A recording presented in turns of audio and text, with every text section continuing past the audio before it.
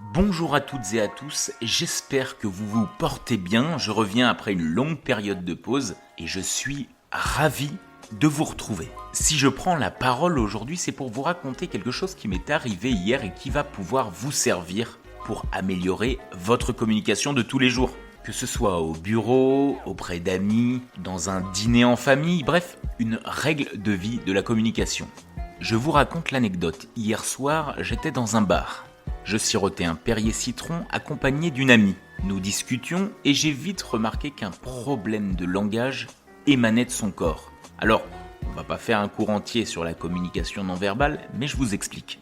Bien que pourtant alerte et répondant à toutes mes interrogations et relançant la conversation, elle avait une posture qui me tiquait.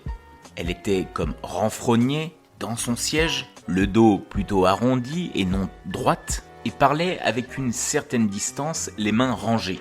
Si la conversation et la soirée a été vraiment super, là n'est pas le sujet de notre analyse. Cette position, renfermée, éloignée, rendait plus difficile et moins spontanée ses prises de parole. Ses blagues et anecdotes, bien que rigolotes, étaient moins impactantes. Il est possible que vous connaissiez un membre de votre famille, un ami, une amie, qui lorsqu'elle ou il prend la parole, paraît en retrait et peu affirmé. Afin de vous aider à mieux communiquer, je vais vous donner 7 astuces qui vont vous permettre de paraître et d'être plus intéressant. La première, c'est qu'il faut que vous écoutiez, ou à défaut au moins faire semblant d'écouter. Si vous voulez que les gens donnent leurs idées, rigolent avec vous, n'effectuez pas d'autres tâches pendant qu'ils discutent.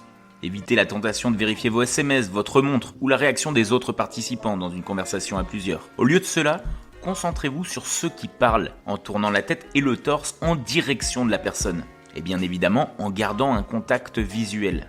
La personne qui parle doit avoir la sensation d'être au centre de l'attention, que ce qu'elle raconte intéresse tout le monde.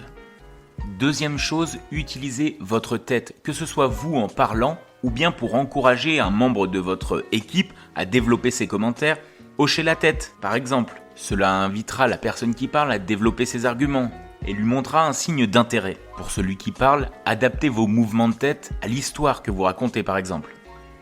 Troisième chose, ouvrez votre corps.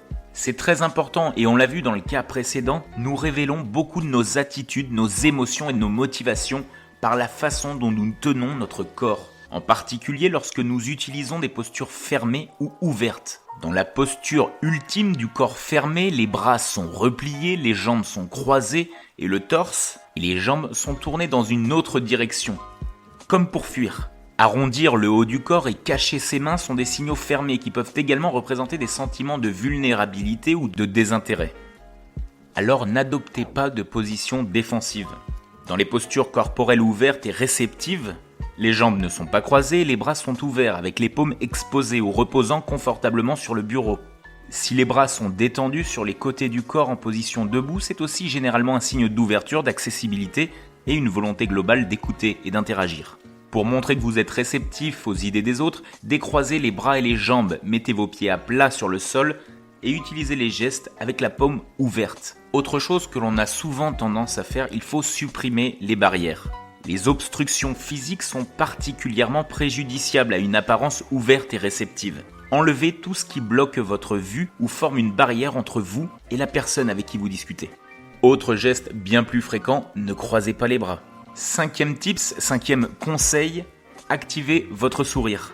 Un sourire sincère stimule non seulement votre propre sentiment de bien-être, mais indique également à ceux qui vous entourent que vous êtes accessible, ouvert, coopératif et digne de confiance. 6. Penchez-vous. Se pencher est une autre façon dont votre corps indique ses émotions. Se pencher en arrière signale généralement des sentiments d'aversion ou de négativité. On essaye inconsciemment de nous éloigner de tout ce qui est désagréable ou dangereux. Dans une conversation assise, comme je vous en ai parlé au début, se pencher en arrière peut également communiquer une domination ou un désintérêt. Les attitudes positives envers les autres ont tendance à s'accompagner d'un penchement en avant, surtout lorsque l'on est assis. Lorsque deux personnes s'aiment, vous les verrez toutes les deux se pencher l'une vers l'autre. Enfin, dernier conseil qui est plutôt une technique, calquez votre communication non verbale à la personne avec qui vous discutez. Que ce soit des sourires, des tics faciaux, des gestes physiques d'une personne, adoptez les mêmes que votre interlocuteur. Poussez le vice en reprenant également ses mots, ses expressions. Qui se ressemble s'assemble. On fait confiance à quelqu'un qui nous ressemble. Lorsqu'un collègue de travail reflète votre langage corporel, c'est sa façon de dire non verbalement qu'il vous aime ou qu'il est d'accord avec vous. Alors tentez simplement une fois ou deux de mimer les gestes de votre interlocuteur et je suis sûr que la conversation sera plus fluide. C'est tout pour cet épisode, j'espère qu'il vous a plu. Je vous invite à aller noter l'épisode si ce n'est pas encore fait sur Apple Podcast. Ça permet de booster sa visibilité et ça prend vraiment 2 secondes. De mon côté, je m'engage à ne pas mettre 4 mois avant de publier un autre épisode et je vous souhaite une excellente semaine.